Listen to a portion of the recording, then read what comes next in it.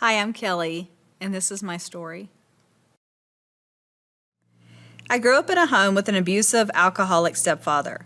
I was constantly rejected, treated as an outsider, and often the target of his abuse.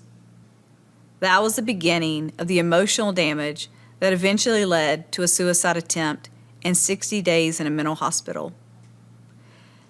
I grew into a very scared, rejected, fearful young girl that felt completely unloved, with no hope. I had no self-worth or confidence. I dropped out of high school, moved away, and I tried to survive on my own. At 17, I was raped and had an abortion to end the pregnancy. Months down the road, I found myself pregnant yet again. I was unwilling to go through another abortion, so I chose to have my son against the father's wishes. But even after choosing to have my son, whose father was abusive, I ended up losing custody of him when he was just 8 months old. That's when my life really began to unravel. I truly believed God was punishing me for having an abortion. In the years that followed, I believed all the lies and the negative things that were said about me as a mother. That sent me down an even darker road. The effects of my first abortion and losing my son led to the start of drinking and searching for ways to fill that void of feeling unloved.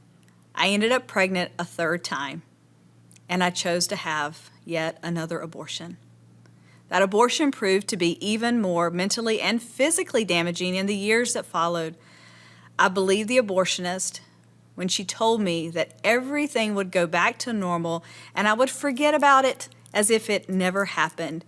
I tried to suppress the procedure, but I couldn't. I couldn't escape the deeply rooted feelings of raging anger, guilt, shame, and even denial about my second abortion. I did my best to move on and eventually met my husband in 1992. I shared my story with him, not knowing what he'd think, and he saw me for who I was, not what I had been through. He asked me to marry him. In the next 10 years, we had 2 kids together.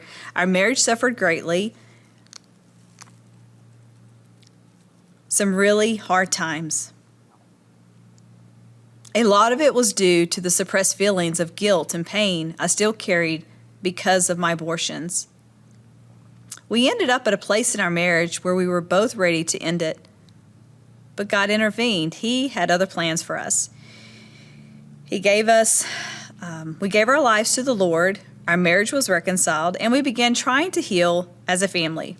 Over the next several years, I still lived with anger, rejection, shame, and guilt. I told myself I was not suffering because of my abortions, but the truth is I was. I was still suffering a lot to the inside while trying to fake it and look happy on the outside. My healing journey really started in 2009 when I was introduced to Hope Pregnancy Center through a woman that spoke at the church I was attending. She was a center director at the time and later became my mentor. She shared about the services they offered and said they were looking for volunteers. My heart was immediately drawn to this ministry. But during the training, after sharing about my abortions, I was told I could not counsel other women until I had personally gone through an abortion recovery retreat called Rachel's Vineyard. Although I was connected to this pregnancy center, I was still in denial about my own feelings, and I kept telling myself I was okay. I'll never forget the moment I started to see past my denial. Our pregnancy center shared a wall with the abortion clinic next door, and one day, while I heard the machine running that they used to perform abortions, it triggered me. I ran outside and into a woman that had evidence on her clothing of an abortion. It was then that I started to realize how much I was still hurting. But even after that moment, I still tried to deny my feelings for fear of judgment. I reluctantly went on the retreat, believing it would be a waste of time. Little did I know God would use this retreat to expose a deeper, dark secret that I had suppressed for over 20 years. I discovered it's true. If you tell yourself a lie long enough, you will start to believe it. I had been lying to myself about my true feelings over 2 decades. That retreat was when I finally came face to face with my abortions. God spoke to me about my denial and lies. He said that unless I was willing to be honest, I was not going to get the healing needed to move forward. The trauma from my abortions took a toll on my family and my overall health for 4 decades.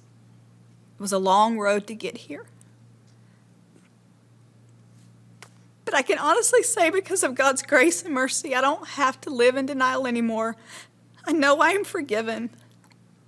I've experienced His healing and the joy that I thought I'd never experience after having an abortion. He has set me free, my hashtag set free in Christ, from all the anger, the guilt, and the shame, and the lies. And not only has He set me free, but He has given me the joy of seeing my story help countless other women experience the same forgiveness, healing, and joy after an abortion.